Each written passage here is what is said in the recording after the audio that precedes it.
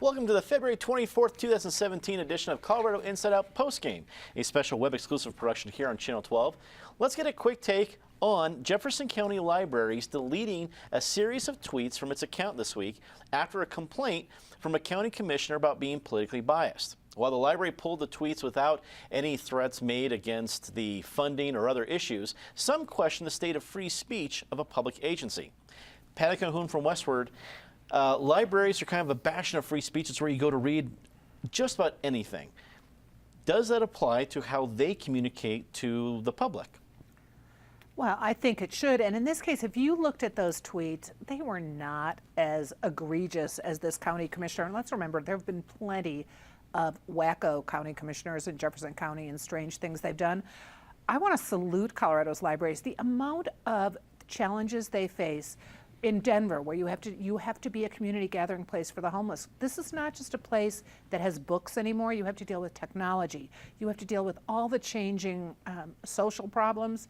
There's so many issues, and our libraries are really the great community gathering places. So if they want to tweet to attract people to come into the library and get the conversation going, good for them. Greg Silverman, attorney with Silverman & Levis and a talk show host on KNUS AM every Saturday morning. What do you think about this? You are our illustrious lawyer at the table, so when it comes to the legal standard of free speech, should public agencies be able to really say what they want on something like a Twitter feed? Well, I'm all for free speech, but let's face it, most libraries are bastions of liberal thought, which is okay. And the tweets they put out featuring Madonna, Meryl Streep, you don't have to be a brain surgeon to know that the tweets are coming from a liberal perspective. It's kind of like public television, you know. Well, all right, let me let you finish. There's liberalism, or it's like my radio station, KNUS.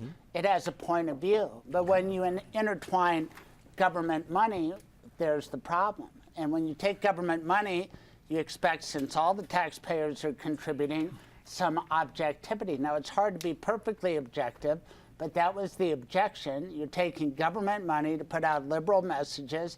That's fine if you're a private bookstore, like the Tattered Cover. That has a liberal frame of reference, but they're a private industry. When you take public money, I think it's fair for the community to expect some objectivity, some balanced point of view, which I don't think they were getting from Jefferson County Libraries. Craig, do you feel there's many private institutions out there, bookstore or otherwise, that don't have some sort of form of tax subsidy? Not as direct as a library or public television, that, right? But I understand if you're making the point, if they get a tax break or something like that, I suppose it's difficult. I understand your point, but really, if my tax money is going into something, then I'd like them to play it straight, or you can't be perfectly straight, but I think they were clearly liberal, and it bothered this conservative commissioner. Joey Bunce joins us, senior correspondent at coloradopolitics.com. Do you think this is going to send shockwaves to some other public agencies? This isn't the first Twitter feed from a public agency we've seen come under fire. Well, maybe it should. I mean, if I can't have baby Jesus on the courthouse lawn at Christmas, then I don't want a librarian telling me to read President Obama's reading list. I think some of the messages were pretty liberal. So, you know, we can't have it both ways. Either we're not going to have political messages paid for by taxpayers, or we are. So if we're going to let the library tweet, then I want my baby Jesus on the courthouse lawn. Tweeting. And by God, you should get your baby juice. That makes sense. Rounding out the panel, Noel Phillips, a criminal justice reporter at the Denver Post. So wrap it up for us. Do you think other agencies are going to be listening to what's happening over in Jefferson County? Sure. I mean, if you're running the Twitter account of your public agency and somebody's going to, in power, is going to call you out, you are going to think twice about what you do.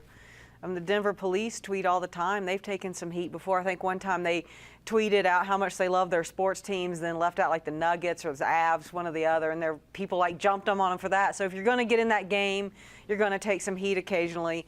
One of my issues here is everybody's accusing the library of being liberal, and I was like, since when is learning a liberal thing? I mean, the books, for example, women's health care reform, here's 9 books that go behind the headlines. What's wrong with suggesting someone educate themselves about an issue that's in the headlines? That's not liberal, that's learning. And the same thing with They talked about, like, here's 14 novels about Muslim life. Here's another issue that's in the headlines. Why not go and study it? And maybe you'll come out thinking the same thing you did when you went into it, but at least you're trying to educate yourself. There was another link to a database to help sort facts and news cycles. Anybody complaining, actually click on those links and see what the books were and what the database was to see if it was liberal or conservative, or was it balanced? I just think they were trying to get people engaged in a conversation, saying, hey, we're a resource for you to learn more. Interesting take. That is all the time we have for Colorado Inside Out Postgame this week. Leave us a comment. Tell us what you think. For everyone here at CPT12.org, I'm Dominic Dezzutti. Thanks for watching.